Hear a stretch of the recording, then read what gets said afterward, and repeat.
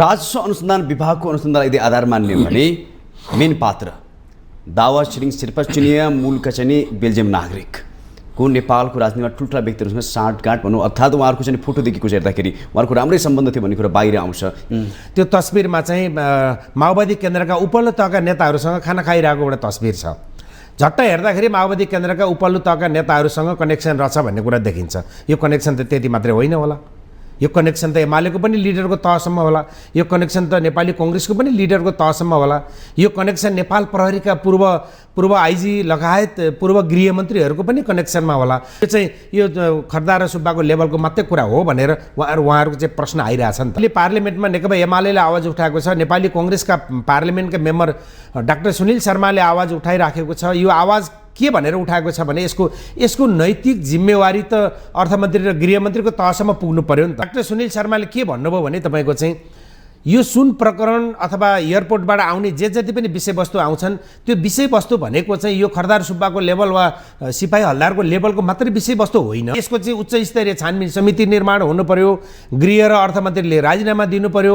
यदि त्यो समिति पनि निर्माण नहुने, गृह र अर्थमन्त्रीले राजीनामा पनि नदिने, अनि यो विषयवस्तु कहीँ पनि गरेर नजोडिने गरी यो यत्तिकै अगाडि बढ्ने हो भने म हाउसमै अनसन बस्छु। हामी त गठन गर्न के आपत्ति? राज्यलाई समिति त गठन हुन पर्यो नि त, पुस्तान्तरण हुन पर्यो।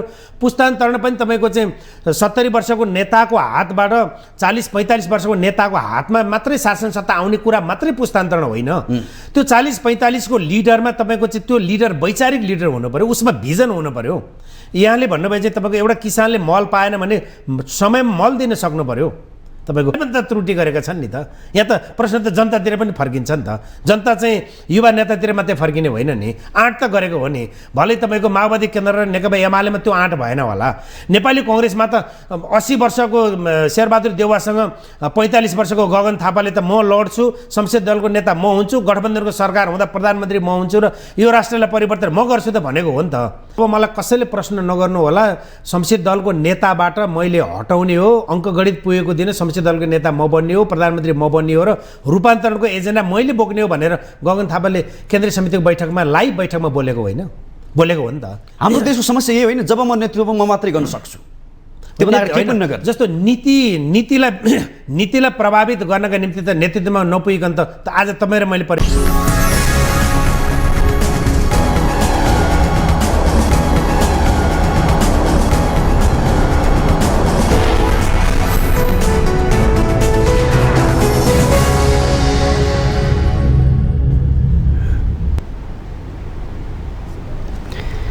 दर्शकबिन नमस्कार, स्वागत छ कार्यक्रम माउन्टेन संवाद। आजको माउन्टेन संवादमा राजनीतिक विश्लेषक सुदर्शन आचार्यसँग संवाद गर्नेछौँ। आजको संवादमा नेपालमा सुन प्रकाण्डले अर्थात् प्रकरणले अब ठुलै तरङ्ग ल्याउने भएको छ। राजनीतिक आवरणमा चिनिया नागरिकहरूले देशमा सुन प्रकरण आजसम्म हुँदै आएको भन्ने कुरा एक खालको चाहिँ सूचना तथ्यहरू बाहिर आएको छ। अझ भन्नै पर्दाखेरि नेकपा माओवादी केन्द्र निकट नेत्री अमला रोकाएको पनि संलग्नता यसमा देखिन्छ। उहाँसँगै लामो सम्बन्धका बावजुद दावा छिरिङ शेर्पाले ठुलै राजनीतिक साँठगाँठमा यो प्रकरण गर्दै आएका रहेछ भन्ने कुरा तथ्यले बाहिर ल्याउँदैछ। त्यसगरी तत्कालीन आइजिपी सर्वेन्द्र खनालको पनि संलग्नता देखिन्छ। अब धेरै प्रभावशाली व्यक्तिहरू यसमा जोडिएका देखिन्छन्। हेर्दाखेरि धेरैसँग उठबस भएको उहाँको देखिन्छ, कनेक्सन भएको देखिन्छ। त्यो प्रभावमा नेपालमा सुन आउँदो रहेछ भन्ने कुरा पनि देखियो र कुन कुन ठाउँसम्म सुन पुग्थ्यो र त्यसलाई फेरि कसरी चाहिँ पगाल्ने काम गरिन्थ्यो र फेरि स्वरूप परिवर्तन गरेर अन्यत्र पठाइन्थ्यो भन्ने कुरा पनि अहिले प्रहरी अनुसन्धानले देखाइसकेको छ। आज हामी यो पाठमा संवाद बहस गर्नेछौँ। एमालेको अवरोध के को लागि? एमाले माग्दै आएको छ उच्च स्तरीय समिति गठन गर्नु पर्यो, नत्र संसद अवरोध हुन्छ र फेरि बोलिसकेको छ एमाले। आज संसद बस्ला कि नबस्ला यो पाठमा हामी संवाद गर्नेछौँ, बहस गर्नेछौँ र कयौँ प्रभावशाली नेताहरू जतिखेर नेकपा माओवादी केन्द्र र एमाले अर्थात् तत्कालीन नेकपा हुँदाखेरिदेखि नै यो प्रकरण सुरुवात भएको र यो साँठगाँठ चल्न सुरु भएको भन्ने कुरा पनि तथ्यले देखाउँदैछ। अब यसलाई कसरी आज हामी यो पाठमा संवाद अनि बहस गर्नेछौँ। त्यसगरी लामो पर्खाइपछि नेपाली काङ्ग्रेसले साउन 2 गतेदेखि 10 गतेसम्म केन्द्रीय कार्य समितिको बैठक गर्यो। यसको निष्कर्ष के साँच्चीकै जनताका आम मुद्दामा जोडिन सक्यो र यो बैठकलाई कसरी हेर्ने आज हामी यो पाठ पनि संवाद गर्छौँ, बहस गर्नेछौँ। त्यसगरी समसामयिक विषयमा र सदनमा सांसदले बोलेका कुराहरू पनि बहस गर्नेछौँ, प्रश्न गर्नेछौँ आजको संवादमा। अब नि आजको माउन्टेन संवादमा राजनीति विश्लेषक सुदर्शन आचार्यले जोड्न चाहन्छु। तपाईँलाई स्वागत छ। हजुर, धन्यवाद। अब संवाद सुरुवात गरौँ। नेपालमा सुनकाण्ड लामो समयदेखि अन्यलताको घेरामा थियो र अहिले अनुसन्धानको क्रममा हेर्दाखेरि राजनीतिक आवरणमै ठुलो शक्तिशाली चाहिँ एक खालको चाहिँ कनेक्सन छ कि भन्ने कुरा बाहिर आएको छ। यसलाई कसरी हेर्नु भएको छ तपाईँले? अब यसको घटनाक्रमको पटाक्षेप कुन तहमा पुग्छ वा कुन तहमा पुगेर रोकिन्छ यो हेर्न बाँकी नै छ। तर नेपालमा लामो समयदेखि निरन्तर निर्बाध रूपमा सुन आयात हुँदो रहेछ भन्ने कुरा चाहिँ अहिलेका पछिल्ला तथ्यहरूले देखाएको छ। यसको अब यहाँले भन्नुभयो चाहिँ यसको पटाक्षेप चाहिँ कसरी हुन्छ, कुन तहसम्म पुग्छ, यसको राजनीतिक कनेक्सन कहाँसम्म हो, व्यापारिक कनेक्सन कहाँसम्म हो, राजनीतिक तहको पनि कुन कुन लिडरहरू कुन कुन तहसम्म कहाँसम्म यसको कनेक्सन पुग्छ र त्यो कनेक्सनसम्म नेपाल सरकार अहिले जुन निकायले अध्ययन अनुसन्धान गरिराखेको छ, राजस्व अनुसन्धान विभाग र नेपाल सरकार कुन तहसम्म पुग्छ वा यसअघिका विभिन्न खाले घटनाहरू जस्तै नक्कली भुटानी शरणार्थी प्रकरण भन्नुहोस् या अन्य कुनै पनि घटना भन्नुहोस्, ललिता निवास भन्नुहोस्, त्यो कुनै न कुनै तहमा गएर रोकिएको हो, त्यसलाई कुनै तहमा त्यो घटना चाहिँ रोकिएको छ भन्ने आम पब्लिकको चाहिँ त्यो बुझाइ छ।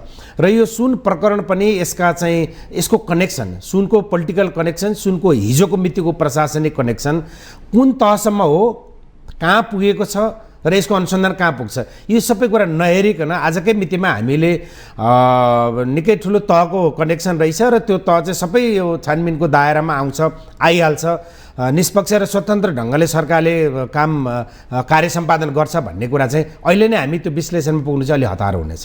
राजस्व अनुसन्धान विभागको अनुसन्धान यदि आधार मान्ने हो भने मेन पात्र दावा छिरिङ शेर्पा चिनिया मूलका चाहिँ बेल्जियम नागरिक को नेपालको राजनीतिमा ठुल्ठुला व्यक्तिहरूसँग साँठगाँठ भनौँ, अर्थात् उहाँहरूको चाहिँ फोटोदेखिको हेर्दाखेरि उहाँहरूको राम्रै सम्बन्ध थियो भन्ने कुरा बाहिर आउँछ। यसलाई कसरी लिँदैछ?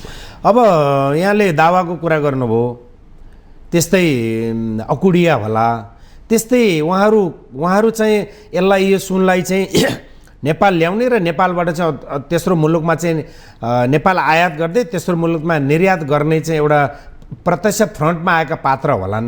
त्यो बाहेक अरू पात्रहरू को छन्, उनीहरूको संलग्नता कुन स्केलसम्म छ, उनीहरूको कति वर्षदेखि कति समयदेखि चाहिँ उनीहरूले यो काममा आफ्नो यो विषयवस्तुलाई निरन्तरता दिएका थिए, यो सबै विषयवस्तुहरू नहेरिकन एउटै मात्रै पात्र वा त्यो पात्रको पोलिटिकल कनेक्सन वा त्यो पात्रको प्रशासनिक कनेक्सनमा मात्रै हामीले हेऱ्यौँ भने पनि तपाईँको चाहिँ त्यो अपुरो हुन्छ। त्यसले गर्दा तपाईँको चाहिँ यो एउटा व्यक्ति, यहाँले नाम लिनुभएको एउटा व्यक्ति, त्यो व्यक्तिको चाहिँ पोलिटिकल कनेक्सन, त्यो व्यक्तिको यहाँले भन्नुभयो चाहिँ त्यो व्यक्तिको पोलिटिकल कनेक्सन त अझै मात्र एउटा ब्रोडसिट दैनिकको एउटा तस्बिर हेरेको थिएँ मैले। त्यो तस्बिरमा चाहिँ माओवादी केन्द्रका उपल्लो तहका नेताहरूसँग खाना खाइरहेको एउटा तस्बिर छ। झट्ट हेर्दाखेरि माओवादी केन्द्रका उपल्लो तहका नेताहरूसँग कनेक्सन रहेछ भन्ने कुरा देखिन्छ। यो कनेक्सन त त्यति मात्रै होइन होला, यो कनेक्सन त एमालेको पनि लिडरको तहसम्म होला, यो कनेक्सन त नेपाली कङ्ग्रेसको पनि लिडरको तहसम्म होला, यो कनेक्सन नेपाल प्रहरीका पूर्व आइजी लगायत पूर्व गृहमन्त्रीहरूको पनि कनेक्सनमा होला भन्दाखेरि तपाईँको चाहिँ यो कनेक्सन यो चाहिँ दुईजना एयरपोर्टमा कार्यरत भन्सार विभागका दुईजना खरदार वा नेपाल प्रहरीका 4 जना चाहिँ हलदार सिपाहीको तहको मात्रै विषयवस्तु यो हुँदै होइन। यसको अहिले पार्लिमेन्टमा नेकपा एमाले आवाज उठाएको छ, नेपाली कङ्ग्रेसका पार्लिमेन्टका मेम्बर डाक्टर सुनिल शर्माले आवाज उठाइराखेको छ। यो आवाज के भनेर उठाएको छ भने यसको नैतिक जिम्मेवारी त अर्थमन्त्री र गृहमन्त्रीको तहसम्म पुग्नु पर्यो नि त।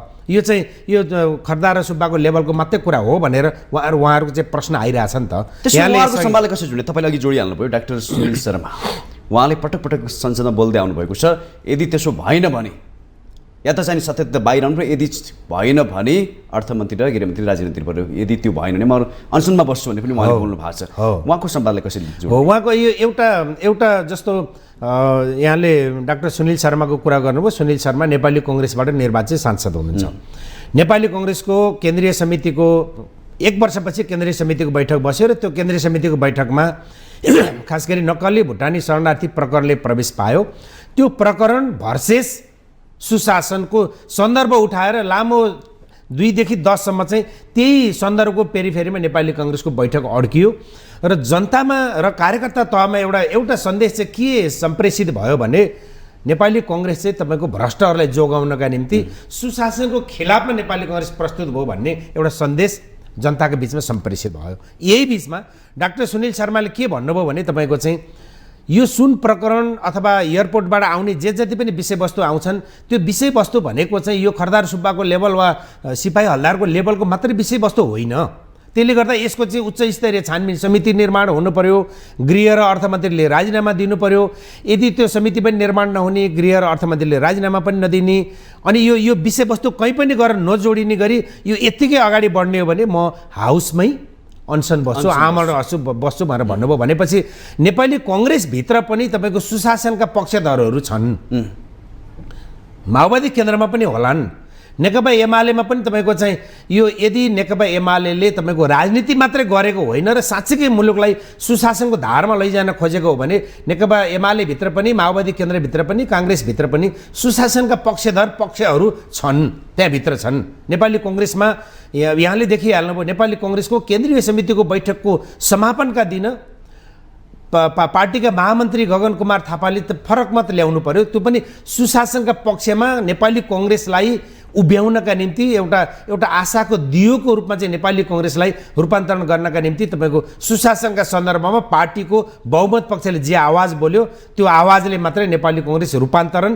पुस्तान्तरण र सुशासनको पक्षमा उभिन पुग्दैन भनेर उहाँले त फरक मत नै ल्याउनु पर्यो। भन्दाखेरि तपाईँको चाहिँ समग्रमा हेर्दा तपाईँको डाक्टर सुनिल शर्माको अभिव्यक्ति, एमालेको हाउस अवरुद्धको आवाज सँगै प्रेसको आवाज सँगै अहिले अहिले घटेका घटनाक्रम, यो सबै कुरालाई हामीले चाहिँ एकै ठाउँमा राखेर हेर्दाखेरि भनेको चाहिँ तपाईँको लामो समयदेखि नेपालमा अनियमितता हुँदो रहेछ। काठमाडौँको एयरपोर्ट जस्तो ठाउँबाट चाहिँ ठुलो मात्रामा सुन आउँदो रहेछ। एउटा कुरा, सुन त भयानक ठुलो स्केलमा पड्काउँदैन, ठुलो धनजनको क्षति पनि सुनले नगर्ला।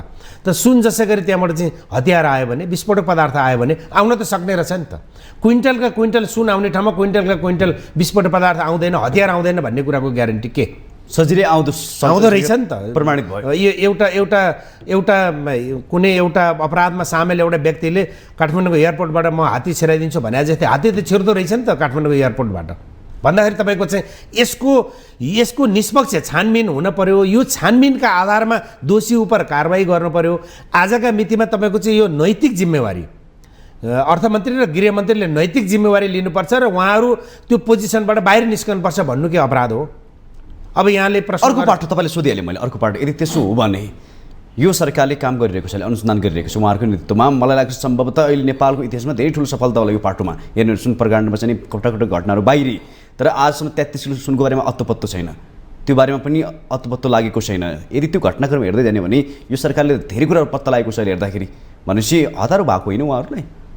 होइन, जस्तो सरकारका काम कारबाही, सुशासनका सन्दर्भमा, पारदर्शिता, डेलिभरीका सन्दर्भमा सरकारले गरेका काम कारबाहीका बारेमा त कसैको अब्जेक्सन रहेन नि त। वाइ छ नि, ताली पड्किरहेछ नि। तर यो वाइ एउटा प्रकरणमा ललिता निवास भन्नुहोस् या नक्कली शरणार्थी प्रकरणमा वाइ पाएको, ताली पड्केको व्यक्ति नैतिक रूपमा चाहिँ फेरि सुन प्रकरणमा जोडिन्छ भने तपाईँको यता ललिता निवासमा काम गरिरहेछ, अर्कोतिर काम गरिरहेछ, त्यो भावनाले हुँदैन भनेर त्यसमा एउटा कोही मान्छेले अपराध गर्यो, अक्षम्य अपराध गर्यो, तर उसको पाल्ने चाहिँ तपाईँको श्रीमती र बालबच्चालाई पाल्ने कोही पनि मान्छे छैन भने, उसको श्रीमती र बालबच्चा पाल्ने मान्छे छैन, यो अक्षम्य अपराधमा चाहिँ उसलाई चाहिँ कारावासको सजाय हुनु भएन भनेर तर्क गर्ने, त्यो तर्क मिल्छ?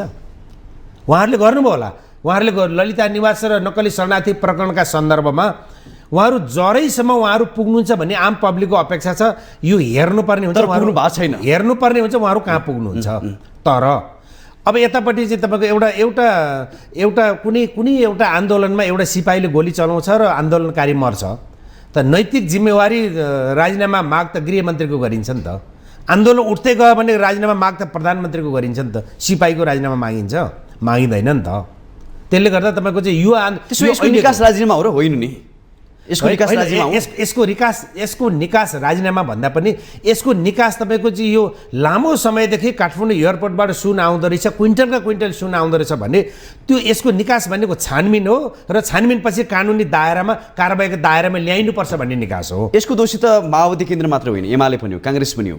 यो त पटपट घटना बाहिर आउँदै गरेको यहाँ त हो यो त। व्यक्तिको सन्दर्भै रहेन खगेन्द्रजी, व्यक्तिको त सन्दर्भै रहेन। यहाँ यो छानबिन गर्दा एमाले हो कि काङ्ग्रेस हो कि माओवादी हो कि राप्रपा हो कि जनमोर्चा हो कि प्रहरी पूर्व आइजी हो कि को हो, पहिला त छानबिन हुन पर्यो। होइन, मैले यसमा भने हिजो तत्कालीन अवस्थामा एमाले पनि सरकारमा थियो, एमाले पनि राजीनामा दियो। आज एमाले राजीनामा माग्दैछ फेरि। हो, त्यो छ भने नेकपा एमालेमा संलग्न कोही व्यक्ति वा नेपाली कङ्ग्रेसमा संलग्न कोही व्यक्ति वा माओवादी केन्द्रमा संलग्न कोही व्यक्ति वा हिजो राजाको पनि शासनकाल थियो, केही समय केही कालखण्ड राजाको शासनकालमा पनि संलग्न कोही व्यक्ति, जो कोही पनि व्यक्ति यस्ता अपराधमा सामेल हुन्छन् भने तपाईँको चाहिँ यो यस्ता तस्करीहरू यो यो यो अख्तियारको दुरुपयोगमा कोही पनि सामेल हुन्छन् भने उनीहरू कारबाहीको दायरामा आउनु पर्यो। यो त पार्टीको कुरो रहेन। नेकपा एमाले आफ्नो मेम्बर पढ्दै गर्छ कि वा नेपाली कङ्ग्रेसले तपाईँको चाहिँ ललिता वा नक्कली शरणार्थी वा सुनमा आफ्नो मान्छे कोही पढ्दै गर्छ कि?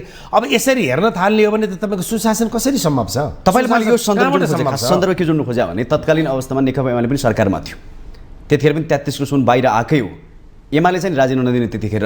अहिले फेरि चाहिँ त्यही एमाले चाहिँ नि यो सरकारले राजीनामा देऊ भन्छ, कसरी सान्दर्भिक हुन्छ? होइन, हिजो 33 किलो सुनका सन्दर्भमा यो स्केलमा नैतिकताको प्रश्नको दायरामा घेरामा ल्याएर यो स्केलको प्रश्न अपोजिसन त्यति बेला नेकपा एमाले सरकारमा हुँदा नेपाली कङ्ग्रेस अपोजिसनमा थियो, अपोजिसनको नेपाली कङ्ग्रेस पनि सत्ताको साझेदार जस्तै थियो नि त। के हिजो शेरबहादुर देउवाको नेतृत्वको अपोजिसनको भूमिका खेलेको थियो।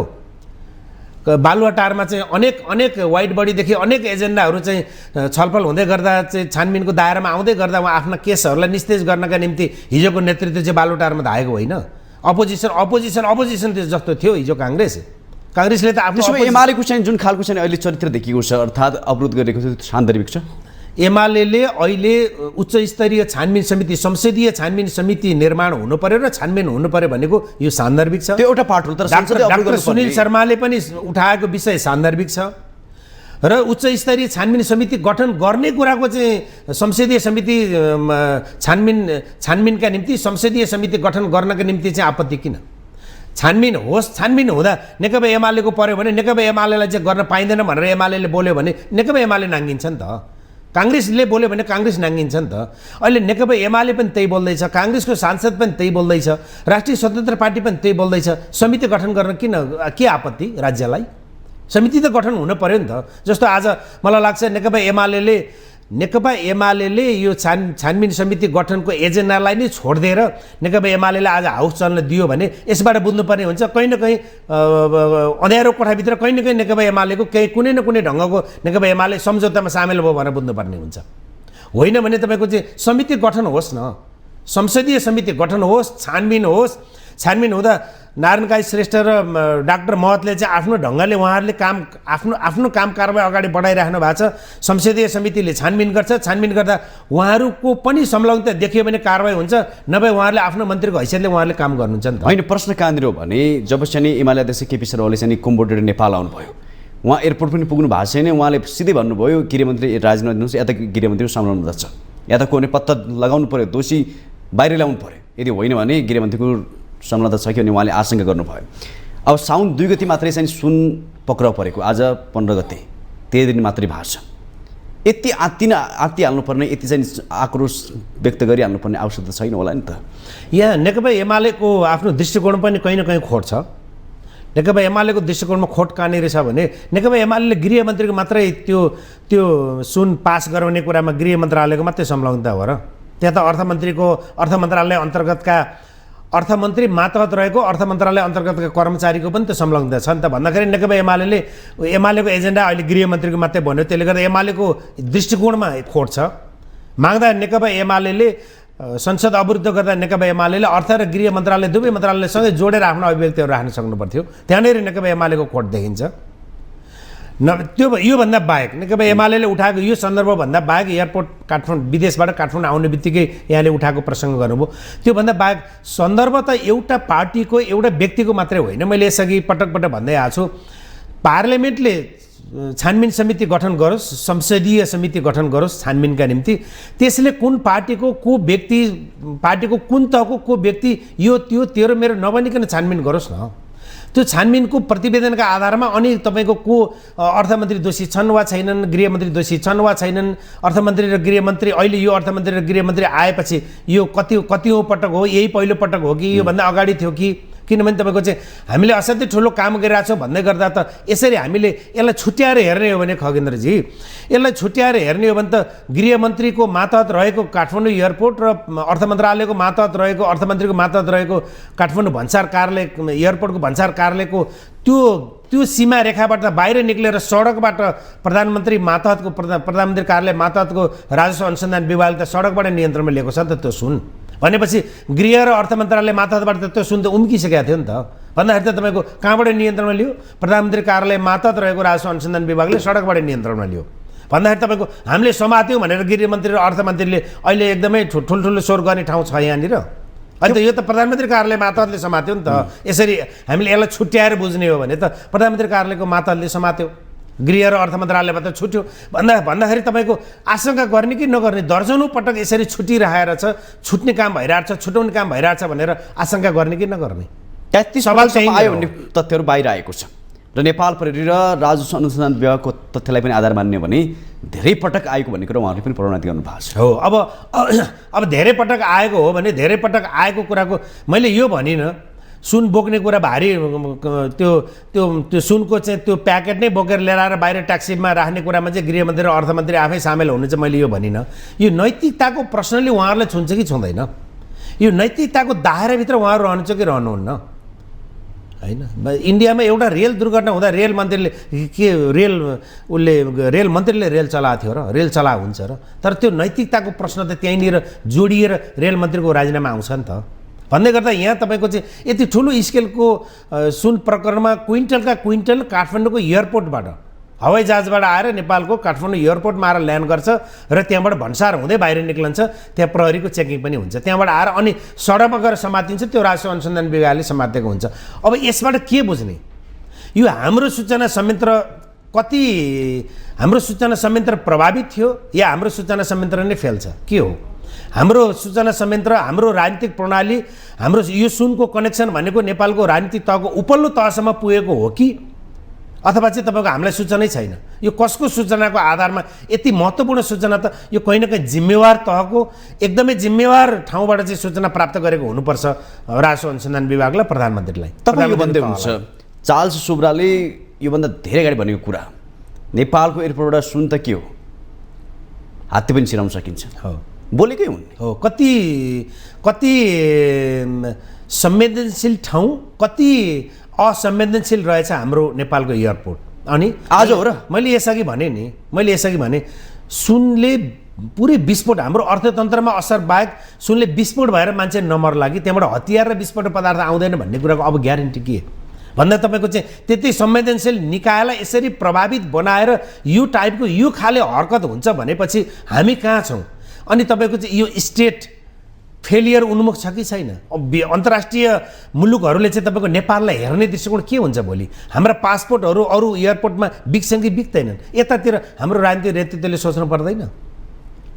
अब यसै गरी चल्छ। यसै गरी तपाईँको चाहिँ सुनको कनेक्सन पनि माथितिरै जान्छ, ललिता निवासको कनेक्सन पनि माथितिरै जान्छ, व्हाइट बडीको पनि माथितिरै जान्छ, यति र ओब्नीको पनि माथितिरै जान्छ, बतासे एन्सेल लगायत थुप्रै काण्ड, सबै काण्डहरू तपाईँको कुनै न कुनै तपाईँको चाहिँ कुनै कोटतिर, कुनै टारतिर कहीँ न कहीँ तपाईँको चाहिँ कहीँ पुग्छ।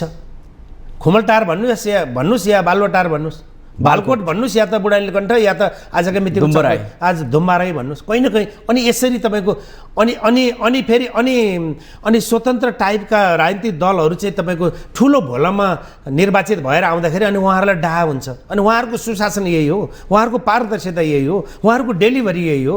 यसै गरी राज्य चल्छ, चलाउने।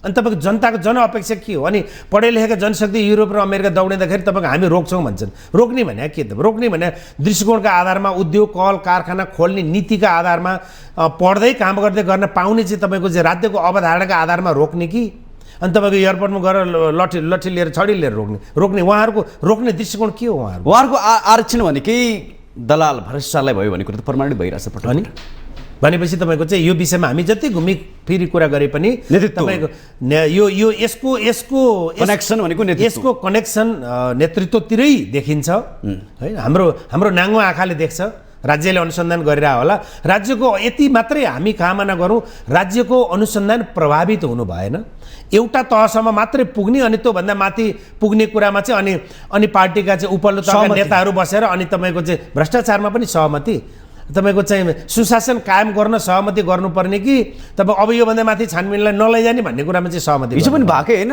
भुटानी शरणार्थी प्रकरणमा पनि सहमति भयो, छलफल भयो, बैठक बस्यो पटक पटक होइन। भुटानी शरणार्थी प्रकरणमा वा ललिता निवास वा यति ओम्नी वाइट बडी वा सुनको जलहरी वा क्यान्टोनमेन्ट यो यावत विषयमा सहमति भयो कि भएन हामीलाई थाहा भएन, तर आम पब्लिकको बुझाइमा सहमति भयो। अब योभन्दा माथि त्यो आवाज देखिन्छ। मैले भने आम पब्लिकको नजरमा यो सहमति भयो, योभन्दा माथि नलाने भन्ने कुरामै उहाँहरू सहमत हुनुभयो भनेर आम पब्लिकको बुझाइ त्यही छ।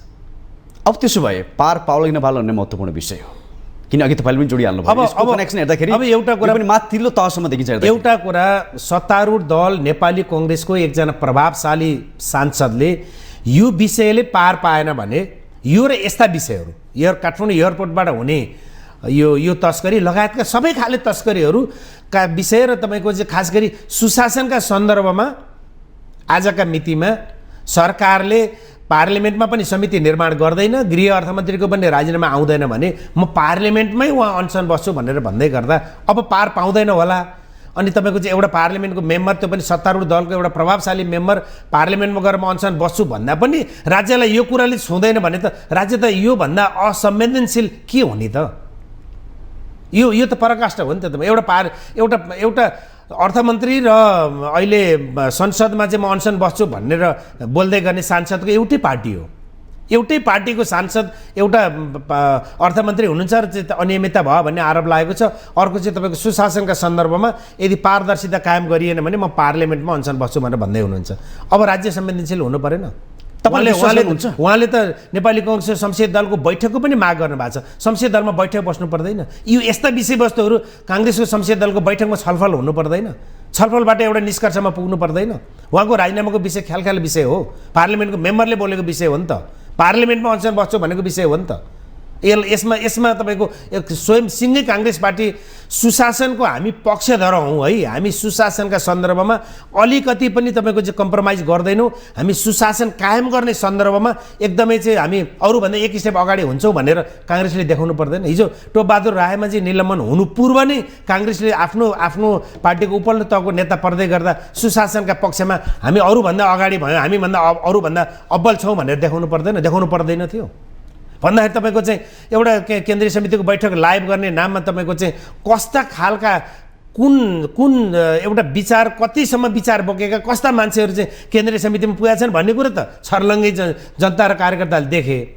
अब यस्ता एजेन्डाहरूमा पनि तपाईँको चाहिँ नेपाली कङ्ग्रेसले तपाईँको आफूलाई चाहिँ एउटा सुशासनको पक्षमा नदेखाएर तपाईँको चाहिँ निरपेक्षतामा आफू नेपाली कङ्ग्रेस उभियो भने जनताको बिचमा भोलि जनताको बिचमा जानु पर्दैन? यो 84मा चाहिँ नेपाली कङ्ग्रेस जनताको बिचमा चाहिँ मुलुकमा पुनः मध्यावधि भएन भने आवधिक निर्वाचनमा 2084मा नेपाली कङ्ग्रेस जनताको बिचमा जानु पर्दैन? भोलि कार्यकर्ताका बिचमा चाहिँ फेरि पार्टीमा अनुमोदित हुनका निम्ति कार्यकर्ताका बिचमा चाहिँ 82मा हुने राष्ट्रिय महाधिवेशनमा सामेल हुन जानु पर्दैन? त्यति बेला नेपाली कङ्ग्रेस जस्तो अहिले त कङ्ग्रेसका कार्यकर्ता र जनताले तपाईँको चाहिँ केन्द्रीय समितिमा बोलेका सबको रेकर्ड राखेका छन् नि त। त्यति बेला त्यो रेकर्ड देखाइदिँदै गर्दा जवाफ दिनु पर्दैन? जवाफदेही हुनु पर्दैन? पार्टीको केन्द्रीय समितिको बैठकको पेरिफेरीमा चाहिँ सानेपाको आसपासमा एउटा सुविधा सम्पन्न होटलमा बसेर अनि तपाईँको चाहिँ हामी सुशासनका विपक्षमा, पारदर्शिताको विपक्षमा, डेलिभरीको विपक्षमा हाम्रो नेता एकजना नेता परेको छ, त्यसको चाहिँ पक्षमा हामीले कटाक्ष गर्नुपर्छ चाहिँ गगन विश्व पृथ्वी जस्ता मान्छेहरूलाई चाहिँ उचितो काट्नुपर्छ भनेर निर्णय गर्दै गर्दा उहाँले त्यति बेला जनताको बिचमा जानुपर्छ भन्ने कुरो त बिर्सनु भयो नि त। त्यो सम्झिनु पर्दैन भन्दा तपाईँको हामी यो सुशासनका सन्दर्भमा हामीले जति कुरा गरे पनि यो विषयले एकदम मजबुत ढङ्गले पार्लिमेन्टमा प्रवेश पाएको छ। यो एजेन्डा एमाले छोड्यो भने पनि कहीँ न कहीँ कुनै न कुनै ठाउँमा सम्झौता गरेर छोडेको अर्थ लाग्छ। यो एजेन्डा डाक्टर सुनिल शर्माले छोड्दै गर्दा पनि कहीँ न कहीँ सम्झौता गरेर छोडेको भन्ने अर्थ लाग्छ। त्यो भए हुनाले तपाईँको यसको यो सबै घटनाक्रमलाई हामीले नजिकबाट हेर्नुपर्ने हुन्छ। तर विगतका घटनाहरू पनि हेर्दाखेरि काहीँ न काहीँ कनेक्सन उच्चतामा देखिन्छ कि तपाईँले पनि प्रश्टाइहाल्नु भयो। अब यसमा पनि छानबिन गर्दै जाँदाखेरि अहिले पनि बिस्तारै बिस्तारै बिस्तारै फेरि राजनीति वृत्तमा आउँदैछ यो घटनाक्रम हेर्दाखेरि। भनेपछि हिजो पनि ढाकछोप गरियो भन्ने कुरा आभास आम जनतामा छ।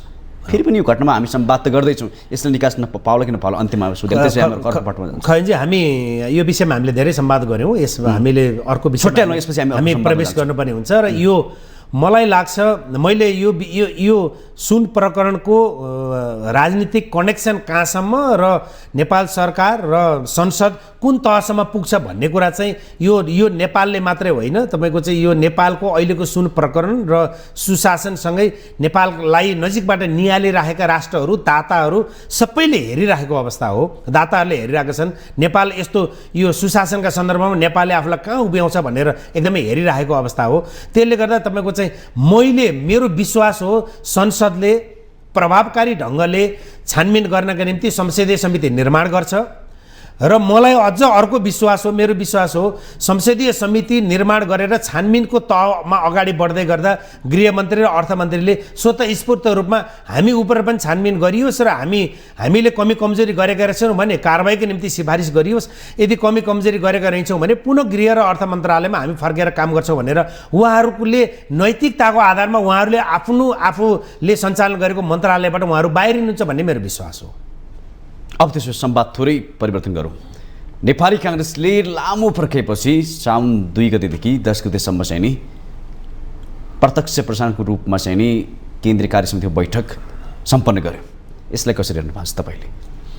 अब नेपाली काङ्ग्रेसको वास्तवमा नेपाली काङ्ग्रेस जस्तो पार्टी लोकतान्त्रिक पार्टी नेपालको एउटा राजनीतिक रूपले पनि एउटा मियो शक्तिको रूपमा चिनिएको देखिएको र आफूलाई नेपालको हरेक परिवर्तनमा 46 को परिवर्तन भन्नुहोस् या 7 सालदेखि भन्नुहोस् या 62-63 हरेक परिवर्तनमा तपाईँको चाहिँ नेपाली काङ्ग्रेसको नेतृत्वमा परिवर्तन सम्भव भएको यो पार्टीले यति लामो समयसम्म आफ्ना केन्द्रीय समितिको बैठक रोक्ने, संसदीय दलको बैठक रोक्ने अनि तपाईँको चाहिँ सुशासन र डेलिभरीका सन्दर्भमा पनि आफूलाई अपोजिसनमा उभ्याउने यस्ता कामहरू गर्न हुन्न थियो। नेपाली काङ्ग्रेसले नियमित रूपमा चाहिँ आफ्नो बैठकहरू बस्नु पर्थ्यो, यो सबै चिज गर्नु पर्थ्यो। तथापि केन्द्रीय समितिमा पार्टीका महामन्त्रीद्वय पार्टी रूपान्तरणका सन्दर्भमा महामन्त्रीद्वय गगन कुमार थापा र विश्वप्रकाश शर्माले पेश गर्नुभएको एजेन्डा नेपाली काङ्ग्रेसले पास गर्यो।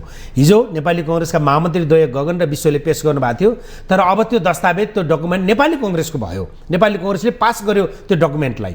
नेपाली काङ्ग्रेसले एउटा सार्वभौम सम्पन्न एउटा राष्ट्रको हैसियतले अन्य मुलुकलाई हेर्ने दृष्टिकोण, अन्य मुलुकले नेपाली काङ्ग्रेसलाई हेर्ने दृष्टिकोण, नेपाली काङ्ग्रेसले साझेदार माओवादी केन्द्र लगायतका राजनीतिक दललाई हेर्ने दृष्टिकोण, राष्ट्रिय स्वतन्त्र पार्टी एमाले लगायत अपोजिसनलाई हेर्ने दृष्टिकोण र नेपाली काङ्ग्रेसले सुशासन र डेलिभरीका सन्दर्भमा नेपाली काङ्ग्रेसले लिने नीति कार्यान्वयन गर्ने पाटो, यस्ता विषयहरूमा यावत छलफल हुनुपर्थ्यो। तर जुन बैठकको लाइभ भयो त्यो लाइभका कारण पनि नेपाली काङ्ग्रेसले आफ्ना आन्तरिक रणनीतिहरूलाई चाहिँ खुला रूपमा छलफल गर्न सकेन। यो त्रुटि भयो नेपाली काङ्ग्रेसको।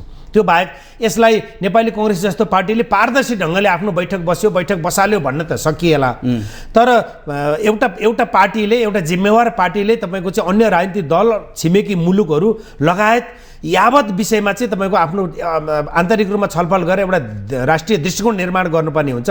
त्यो दृष्टिकोण निर्माण गर्ने सन्दर्भमा ओपनली छलफल गर्न सकेन। नेपाली काङ्ग्रेसको छलफल केमा केन्द्रित भयो? टोटल छलफल केमा केन्द्रित भयो? दुईटा गुटमा तपाईँको वाद विवाद प्रतियोगिता सम्पन्न भयो। नेपाली काङ्ग्रेसको वाद विवाद प्रतियोगिता सम्पन्न भयो। त्यो वाद विवाद प्रतियोगितामा तपाईँको चाहिँ शेरबहादुर देउवा भर्सेस गगन थापा भयो, सफल भयो, त्यति मात्रै भयो। शेरबहादुर देउवा सफल भयो कि भएन यो चाहिँ इतिहासलाई सुम्प्यौँ। यो इतिहासलाई सुम्प्यौँ। किन सुम्प्यौँ भने पार्टी रूपान्तरण सहित पुस्तान्तरण र नेपाली काङ्ग्रेसलाई जनतामा जोड्ने एजेन्डादेखि नेपाली काङ्ग्रेसले लिने परराष्ट्र सम्बन्धदेखि नेपाली काङ्ग्रेसको आजका मितिमा नेपाली काङ्ग्रेस कहाँ छ र यसलाई रूपान्तरण गरेर कसरी लैजानुपर्छ भन्ने सन्दर्भमा गगन विश्वहरूले पेश गरेको प्रतिवेदनहरू पास भयो, तर त्यो ओझेलमा पर्यो। त्यो प्रतिवेदन आज पास भएको छ, ओझेलमा पर्यो। सुशासनका सन्दर्भमा गगन कुमार थापाले फरक मत उहाँले राखेर त्यो फरक मत पनि नेपाली काङ्ग्रेसको निर्णयसँगै टाँसिएर अगाडि आयो, फरक मत आयो। त त्यो फरक मतले मात्रै प्रशय पायो तपाईँको चाहिँ काङ्ग्रेस रूपान्तरणको एजेन्डा र राष्ट्रिय राजनीतिलाई सञ्चालन गर्ने एजेन्डाका सन्दर्भमा गगन कुमार थापाले पेश गरेका एजेन्डाहरू ती चाहिँ छायामा परे। के आयो अगाडि भन्दा तपाईँको नक्कली भुटानी शरणार्थी प्रकरणका सन्दर्भमा पार्टीको नेता बालकृष्ण खाँडका सन्दर्भमा अथवा खाँडलाई असजिलो पर्दा कोही रुने र कोही हाँस्ने किन भन्ने सन्दर्भमै वाद विवाद परित्याग भएर होल मिटिङ त्यसैमा केन्द्रित भयो भन्दा तपाईँको चाहिँ यहाँनिर म एउटा प्रश्न उठाउन चाहन्छु। यहाँ त तपाईँको कसैलाई कोही दुःख परेको बेला अथवा दुःख र सुखको सन्दर्भ होइन। बालकृष्ण खाँड तपाईँको चाहिँ उहाँको पारिवारिक रूपमा उहाँको अथवा अन्य कुनै सन्दर्भमा कुनै घटना घटेको हो र उहाँ सरकारमा जानुभयो, उहाँ चाहिँ मन्त्रालय सञ्चालन गर्नुभयो, मन्त्रालय सञ्चालन गर्दै गर्दा उहाँले गरेको कार्य सम्पादनका सन्दर्भमा उहाँ लगायतले अन्य गृहमन्त्रीहरूले पनि गरेको कार्य सम्पादनका सन्दर्भमा भएको त्रुटिलाई लिएर छानबिनको दायरामा ल्याउँदा उहाँ पनि त्यो छानबिनमा पर्नुभयो, भएको त्यो न हो। अब यहाँनिर म एउटा प्रश्न तपाईँको चाहिँ टेलिभिजन हेरिराख्नु भएको सम्पूर्ण दर्शक श्रोता सबैलाई म एउटा प्रश्न गर्न चाहन्छु। नेपाली कङ्ग्रेसको नेतालाई अन्याय भएको हो, बालकृष्ण खाँडलाई अन्याय भएको हो भने यो त पहिलो कुरो त यो अब न्यायालयको विषय भइसक्यो। अन्याय भएको भए न्यायालयले दिन्छ र अन्याय भएको होइन भने दण्ड पनि न्यायालयले दिन्छ। यो त न्यायालयको विषय भइसक्यो। सँगै अब नेपाली कङ्ग्रेसले गर्नुपर्ने विषय चाहिँ के हो त भन्दा नेपाली कङ्ग्रेसको एउटा लिडरलाई अन्याय भएको हो भने त कसले अन्याय गर्यो? सरकारले अन्याय गर्यो। सरकारमा को छ? काङ्ग्रेस पनि छ। काङ्ग्रेस सरकारबाट बाहिर निस्क्यो नि त। आफै सरकारमा सामेल हुने र बालकृष्ण खाँडलाई अन्याय गर्ने यदि अन्याय गरेको हो भने अनि तपाईँको सरकारमा रहने र अनि सरकारको मुख्य घटक नेपाली कङ्ग्रेसको केन्द्रीय समितिको बैठक बसेर अनि तपाईँको अन्याय भयो, प्रजातन्त्र गुम्ने भयो, अब लोकतन्त्र गुम्ने भयो, अब गणतन्त्रमाथि नै तपाईँको चाहिँ षड्यन्त्र चाहिँ देखियो, हाम्रो नेतालाई थुनियो। यी यस्तो विषय भन्दै गर्दा त्योभन्दा पहिला काङ्ग्रेस सरकारबाट बाहिर निक्लेर यो अभिव्यक्ति सार्वजनिक गरोस् न त। काङ्ग्रेसले सरकारमा रहने अनि सरकारले पार्टीको नेतालाई चाहिँ नियन्त्रणमा लिएर छानबिनको दायरामा लैजाने, अहिले यो विषय न्यायालयमा पुगेको छ। अनि तपाईँको चाहिँ काङ्ग्रेसको केन्द्रीय समितिको बैठकमा अनि एउटा धार एकातिर अर्को धार अर्कोतिर गरेर अनि तपाईँको रोइलो गरेर हुन्छ। यो काङ्ग्रेसले सोच्ने विषय होइन, यो काङ्ग्रेसको त्यो धारले सोच्ने विषय होइन। यसरी आफ्नो बैठकलाई त जनता र कार्यकर्ताले प्रत्यक्ष हेरेको छन्, अपोजिसनले पनि हेरेको छ भन्ने कुरा कम्तीमा यति हेक्का त राख्नुपर्छ नि त। भन्दाखेरि तपाईँको भलै यो विषयवस्तु सकिसक्यो, यो जनता र कार्यकर्ताको नजरमा दर्ज भइसक्यो। यो नक्कली शरणार्थी प्रकरण पनि न्यायालयमा, यो प्रकरणले न्यायालयमा प्रवेश पाइसक्यो। यो सबै घटनाक्रमलाई हामीले नजिकबाट निहाल्नु पर्ने हुन्छ। त्यो बाहेक हामीसँग केही पनि छैन। तर एउटा आशाको दियो चाहिँ पार्टीलाई रूपान्तरणसहित पुस्तान्तरण र सुशासनका सन्दर्भमा कम्तीमा गगन विश्व प्रदीपहरू केन्द्रीय समितिमा उहाँहरू बोल्नुभयो, उहाँहरूले आफ्नो दृष्टिकोण राख्नुभयो, लिखित राख्नुभयो, मौखिक राख्नुभयो र त्यो दृष्टिकोणलाई दस्तावेजको रूपमा चाहिँ नेपाली कङ्ग्रेसमा दस्तावेजीकरण भयो र यो त्यो दस्तावेजलाई उहाँहरूले कार्यकर्ता र जनताको तहमा लैजानुहुन्छ होला र नेपाली कङ्ग्रेसलाई रूपान्तरण गर्नका निम्ति र नेपाली कङ्ग्रेसलाई सुशासन चाहने पार्टीको रूपमा नेपाली कङ्ग्रेसलाई स्थापित गर्नका निम्ति उहाँहरू लाग्नुहुन्छ होला भनेर अनुमान लगाउन सकिन्छ। त्यो एउटा पाटो होला।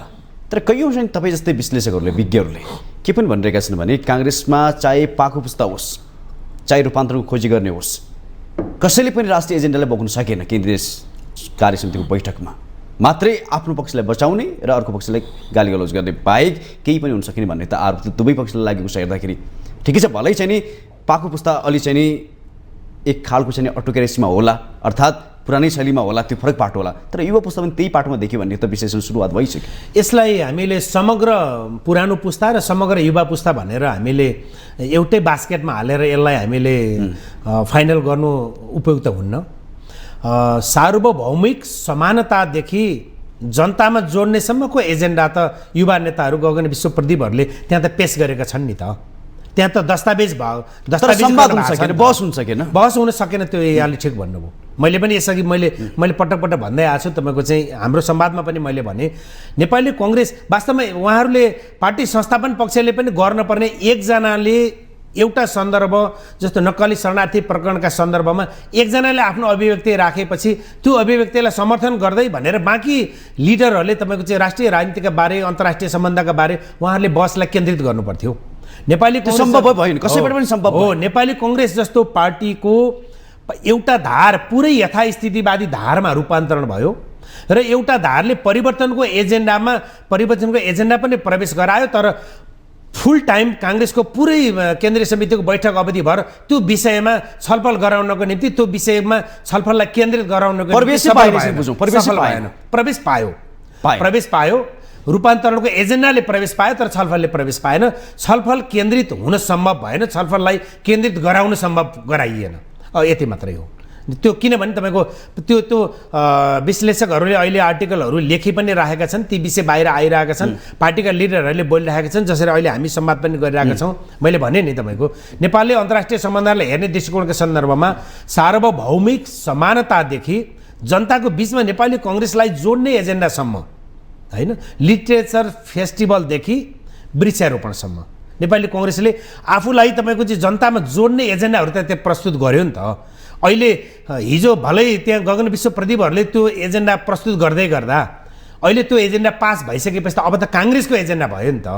भन्दै गर्दा तपाईँको चाहिँ अब त्यो एजेन्डालाई बोकेर नेपाली कङ्ग्रेस जान्छ कि जाँदैन, जान कति सम्भव छ, वा फेरि पनि परिवर्तनकारी धार मात्रै त्यो एजेन्डा बोकेर जान्छ कि, अथवा त्यो धार पनि अल्मलिन्छ कि, त्यो धार पनि एजेन्डा बोकेर जाँदैन कि, अब हामीले हेर्न बाँकी रह्यो। तर रूपान्तरण, पुस्तान्तरण, तपाईँको चाहिँ अन्तर्राष्ट्रिय सम्बन्धदेखि तपाईँको चाहिँ यही सरकारमा नेपाली कङ्ग्रेस छ। नेपाली कङ्ग्रेस हिजो गठबन्धनमा थियो, उम्मेदवार दिँदै गठबन्धनमा थियो, निर्वाचनमा जाँदै गठबन्धनमा थियो।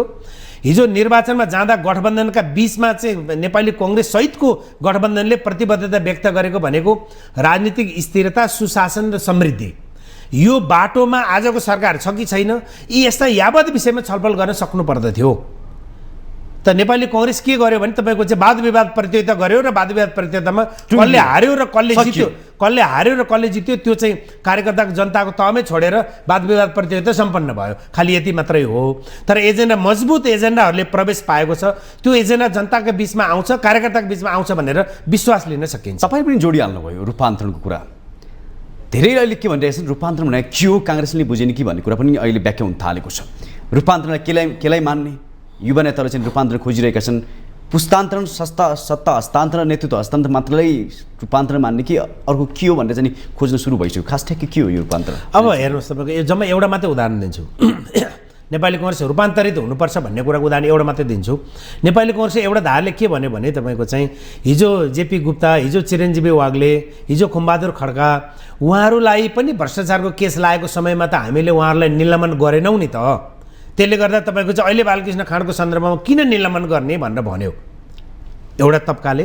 र अर्को तबकाले के भन्यो भने हिजो हामीले भनेनौँ, हिजो गल्ती गऱ्यौँ, अब त हामी रूपान्तरित हुनु पर्यो, हामी रूपान्तरण हुनु पर्यो, अब गरौँ न त, असल कामको सुरुवात त अब गरौँ न त अहिले भन्यो।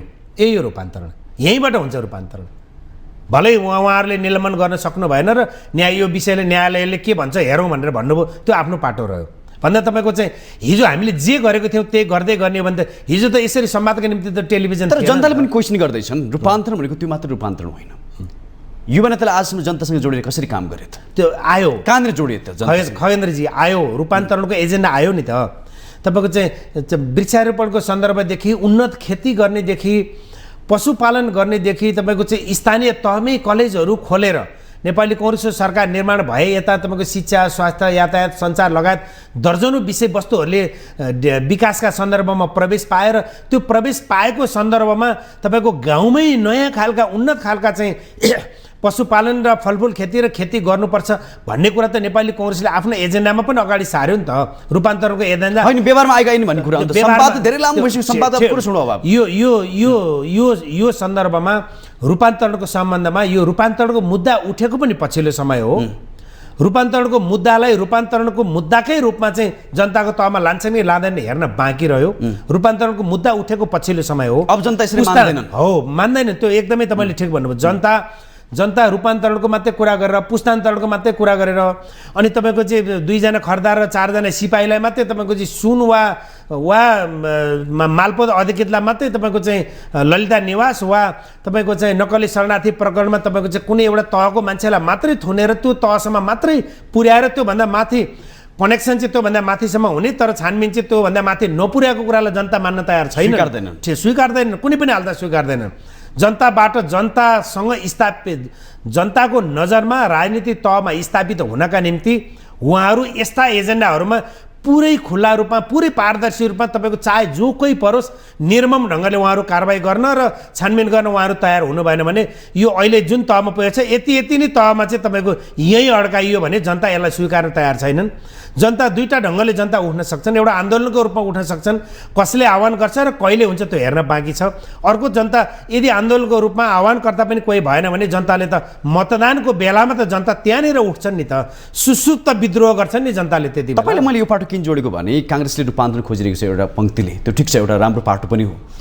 तर नेपालको एउटा उदाहरण हेर्ने हो भने एउटा किसान सुरुमा बिउ पाउँदैन, बिउको लागि आन्दोलन गर्छ, त्यसपछि बिउ पाइसकेपछि फेरि मल पाउँदैन, फेरि आन्दोलन गर्छ, त्यसपछि उत्पादन गर्छ, उत्पादन गरेपछि त्यसको भाउ पाउँदैन, त्यसको लागि पनि आन्दोलन गर्छ, भाउ पाएर बिक्री गरेपछि त्यसपछि पैसा पाउँदैन।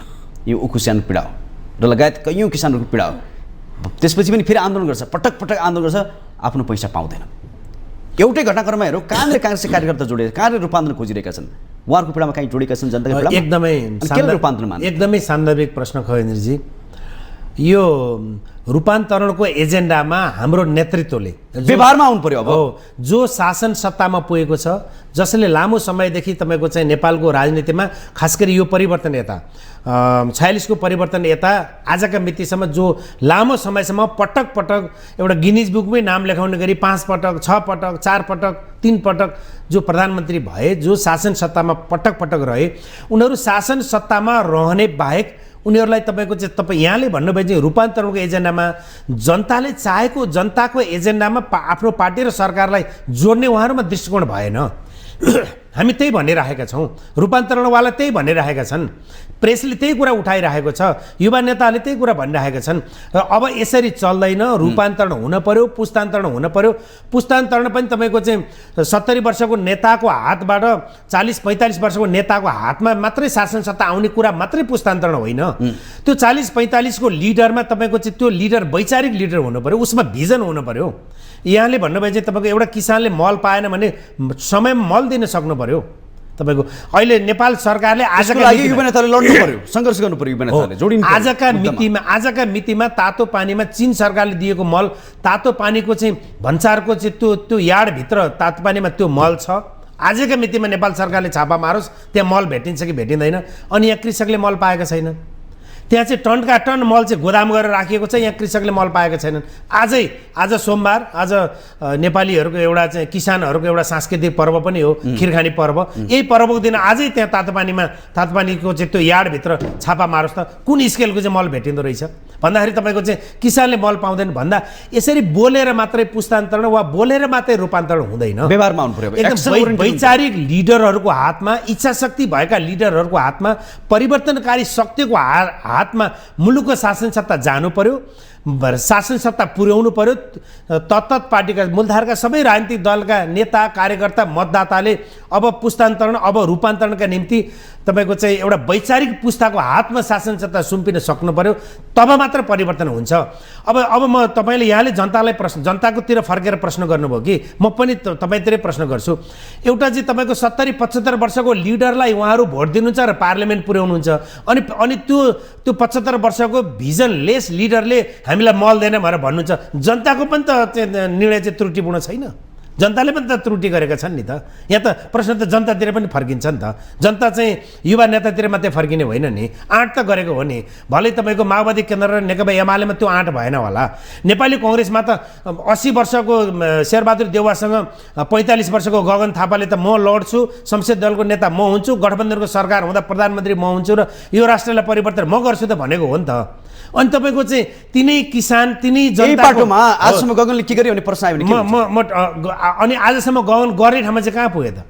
स्वास्थ्य मन्त्री हुँदै गर्दा गगनले परिवर्तनको आवाज दिलायो कि दिलाएन? अब तपाईँलाई म जोड्छु, भले आज हर्क साम्पाङको विरोध छ, के छ त्यो फरक पाटो होला। जब हर्क साम्पाङले चुनाव जितेको छैन, मत काउन्ट हुँदै थियो, कुनै पनि सञ्चार माध्यममा उहाँको चाहिँ नाम थिएन। जब उहाँले चुनाव जित्नुमा छ्याप उहाँको चाहिँ सञ्चार माध्यमहरू चाहिँ समाचार आयो, त्यसपछि हरेक मिडिया सञ्चार माध्यमले खोजी गरे यो व्यक्ति खास कसरी जित्यो भनेर खोज्दाखेरि 10औं वर्षदेखि उनी त्यो समाजमा लडिरहेका रहेछन्। चाहे खानेपानीको लागि होस्, हरेक चाहिँ भ्रष्टाचारका मुद्दामा होस्, ती व्यक्ति लड्दै कयौँ ठाउँमा कुटाइ पनि खाएका छन्, पिटाइ पनि खाएका छन्। अनि त्यस कारणले गर्दाखेरि धरानको जनताले तिनलाई जिताएको रहेछ। त्यसपछि सारा सञ्चार माध्यमले चाहिँ उहाँको प्रशंसा गरे, किन जितेका रहेछन् खोजेकै भनेपछि त्यहाँको जनता जितेको रहेछन्। तर आजका जुन लिडर परिवर्तन खोज्दैछन् जनताका मुद्दामा कहाँनिर जोडेका छन्, कहाँनिर लडेका छन्, त्यो खोज्नु पर्यो नि। होइन अनि तब रूपान्तरण होला काङ्ग्रेस। ठिक। तब युवा होइन, नेता आज ठिक छ भलै चाहिँ नि देउबाको चाहिँ नि स्थानमा चाहिँ गगन होला विश्वप्रकाश आउला तात्तु खोरे के हुन्छ जनता किन यो सन्दर्भ काङ्ग्रेसको मात्रै रहेन। होइन हामी संवाद काङ्ग्रेस गरिरहेको छौँ। होइन ठिक छ, सन्दर्भ काङ्ग्रेसको मात्रै रहेन। यो सबै युवा पुस्ताहरू भले हामी उसमा काङ्ग्रेसकै बारे पनि संवाद गरिरहेछौँ। त्यो नेपाली कङ्ग्रेसभित्र त पार्टीको केन्द्रीय समितिको बैठकमा अब मलाई कसैले प्रश्न नगर्नु होला, संसदीय दलको नेताबाट मैले हटाउने हो, अङ्कगणित पुगेको दिन संसदीय दलको नेता म बन्ने हो, प्रधानमन्त्री म बन्ने हो र रूपान्तरणको एजेन्डा मैले बोक्ने हो भनेर गगन थापाले केन्द्रीय समितिको बैठकमा लाइभ बैठकमा बोलेको होइन, बोलेको हो नि त। हाम्रो देशको समस्या यही होइन, जब म नेतृत्व म मात्रै गर्न सक्छु जस्तो नीतिलाई प्रभावित गर्नका निम्ति त नेतृत्वमा नपुगिकन त आज तपाईँ र मैले तपाईँलाई फेरि भन्दैछु म हर्क सम्पालाई कुनै चाहिँ पोस्ट चाहिँ नचाहिँदो रहेछ, पद नचाहिँदो रहेछ, लडे त लड्दै आए होइन खगेन्द्रजी। उहाँले आफ्नो म परिवर्तन गर्छु भनेर आवाज उठाउनको निम्ति मात्रै उहाँलाई पोस्ट चाहिएन। त्यसमै हिजो हर्क साम्पा मेयर हुनुभन्दा अगाडि तपाईँको चाहिँ त्यो खोलाको पानी ल्याएर धरानका जनतालाई खुवाएको थियो त, थिएन नि त। तपाईँलाई म फेरि भन्दैछु होइन मैले बुझेँ तपाईँको प्रश्न। त हिजो उहाँले आवाज उठाउनुको निम्ति तपाईँहरूलाई म भ्रष्टाचार गर्दिनँ, म सुशासन र पारदर्शिता कायम गर्छु, तपाईँहरूलाई पानी मलाई खुवाउँछु, म तपाईँहरूलाई पानी खुवाउँछु, मलाई यहाँको चाहिँ जनप्रतिनिधिको हैसियत तपाईँले दिनुहोस् भनेर एक्लै एउटा अटोमा चाहिँ माइक फुक्दै उनी हिँडेर जनताले पत्याएर पानी पनि ल्याए। यसै गरी तपाईँको चाहिँ म सुशासनको पक्षधर छु, म परिवर्तनको पक्षधर छु, सार्वभौमिक समानताको हिसाबले तपाईँको चाहिँ नेपाललाई पनि तपाईँको चाहिँ नेपालले हेर्ने दृष्टिकोण म निर्माण गर्छु। त्यसले गर्दा तपाईँको 70, 75, 80 वर्षको वृद्धसँग म लड्छु, म हिजो पनि लडेँ, म भोलि पनि लड्छु, म लड्दै गर्छु र परिवर्तनको एजेन्डामा जनताले चाहेको एजेन्डामा म जोड्छु भनेर त काङ्ग्रेसभित्र त्यो आवाज उठिसकेको छ। उमेरले मात्रै त नसिद्धो, चीनमा चाहिँ सी जिङपिङ चाहिँ नि एकदम पाको उमेर छ, बाइडेनको पनि पाको उमेर छ, भारतमा पनि नरेन्द्र मोदी पाकै उमेरमा छन्, उमेरले खासै फरक गर्न पार्दो रहेछ, काम गर्ने मान्छे इच्छा पुग्दो रहेछ। एकदमै हाम्रो यो बस काइन्ड खगेन्द्रजी एकदमै सान्दर्भिक प्रश्न गर्नुभयो। मान्छे क्रियाशील हुनका निम्ति, इच्छा शक्ति देखाउनका निम्ति, भिजन हुनका निम्ति उमेरले मात्रै होइन, तपाईँको उभित्र विचार पनि हुनुपर्छ, भिजन हुनुपर्छ, इच्छा शक्ति हुनुपर्छ। यहाँको प्रश्न असाध्यै सान्दर्भिक प्रश्न हो। त हामी सन्तुष्ट हुन सकेनौँ नि त आजका मितिको हाम्रा मूलधारका नेताहरूको भिजनबाट सन्तुष्ट हुन सकेनौँ नि त। हामी तपाईँको चाहिँ उहाँहरूको इच्छा शक्तिबाट हामी सन्तुष्ट हुन सकेनौँ नि त। यही सम्वाद उहाँहरूले म टुङ्ग्याउँछु, उहाँहरूले पटक पटक उहाँहरूले शासन सत्तामा पुग्दाखेरि, जस्तो एउटा उदाहरण म दिन्छु, अब 6औं पटकको प्रधानमन्त्रीको दौडमा हुनुहुन्छ नेपाली काङ्ग्रेसका नेता शेरबहादुर देउवा। 5 पटकसम्म प्रधानमन्त्री हुँदा उहाँले मुलुकको निम्ति के असाध्यै ठुलो भयानक ठुलो परिवर्तनका निम्ति तपाईँको चाहिँ मुलुकको आर्थिक परिवर्तन, राजनीतिक परिवर्तन, सामाजिक परिवर्तन, जनतामा जोड्ने खालको परिवर्तन उहाँले के एजेन्डा अगाडि सार्नु भएको छ र त्यो पुरा गर्नको निम्ति, त्यो टुङ्गाउनको निम्ति उहाँलाई प्रधानमन्त्री चाहियो, के सार्नु भएको छ जनताको बिचमा उहाँले? यही प्रश्न हामीले चाहिँ नेकपा एमालेको अध्यक्ष केपी शर्मा ओली हिजो प्रधानमन्त्री हुनुभयो, भोलि पनि उहाँको प्रधानमन्त्रीको दौड होला कि? तपाईँको चाहिँ झापामा भ्यू टावर, यो देश त आफैमा चाहिँ पहाडै पहाड भएको भ्यू टावरको देश हो नि त। भनेपछि तपाईँको त्यही भ्यू टावरकै निम्ति हो त। टाइम कम छ, त्यसरी काङ्ग्रेस कसरी अगाडि बढ्नुपर्छ र सरकारले अहिलेको प्रकरणमा कसरी अनुसन्धान गर्नु छुट्करी भन्नु? वास्तवमा आवधिक नेपाली काङ्ग्रेसले 2000 अहिले 80 भयो, 2082 मा मात्रै पार्टीको नेतृत्व परिवर्तनको निम्ति 82 कुर्ने हो भने पनि नेपाली काङ्ग्रेसलाई भोट दिने नेपाली काङ्ग्रेसका जनताले, नेपाली काङ्ग्रेसलाई जिताउनका निम्ति क्रियाशील हुने नेपाली काङ्ग्रेसका कार्यकर्ताले र पार्टी सभापति संसदीय दलको नेता शेरबहादुर देउवालाई भोट हाल्ने सांसदहरूले अब रिभ्यू गर्न जरुरी छ। मैले यो भनिनँ संसदीय दलको नेता गगन बन्नुपर्छ, मैले यो पनि भनिनँ संसदीय दलको नेता विश्वप्रकाश बन्नुपर्छ, र मेरो भनाइ यो पनि होइन युवा नेताहरू मध्येबाट जो संसदीय दलको नेता बने पनि हुन्छ, त्यो संसदीय दलको नेता कम्तीमा बनेको संसदीय दलको नेतामा भिजन चाहिँ हुन पर्यो, जो बने पनि हुन्छ र संसदीय दलको नेता परिवर्तन भएर यो राष्ट्रलाई तपाईँको नयाँ ढङ्गले नेतृत्व दिनु पर्यो। मेरो भनाइ त्यहीँनिर हो। यो समय संवादको लागि धेरै धन्यवाद दिदी, बिदा हुन चाहन्छु, नमस्कार। हस् पक्कै पनि दर्शकबिन, नेपाली काङ्ग्रेसमा रूपान्तरणको खाँचो छ। नेपाली काङ्ग्रेस मात्रै होइन, समग्र देशको राजनीतिक आवरणमा रहेका नेताहरूमा रूपान्तरणको आवश्यकता छ। अब देश र जनताप्रति जो जवाबदेही छ ती व्यक्तिलाई माथि उठाउनुपर्छ जनताले भने, त्यो बेला आएको छ र त्यसगरी सरकारले चाँडोभन्दा चाँडो प्रकरणमा चाहिँ नि अनुसन्धान गरेर दोषीलाई कारवाही गरेर चाहिँ नियन्त्रणमा लिनुपर्ने बेला आएको छ भन्दै आजको कार्यक्रम माउन्टेन सदनमा कार्यक्रम सञ्चालक खगेन्द्र विष्ट बिदा हुन चाहन्छु, नमस्कार।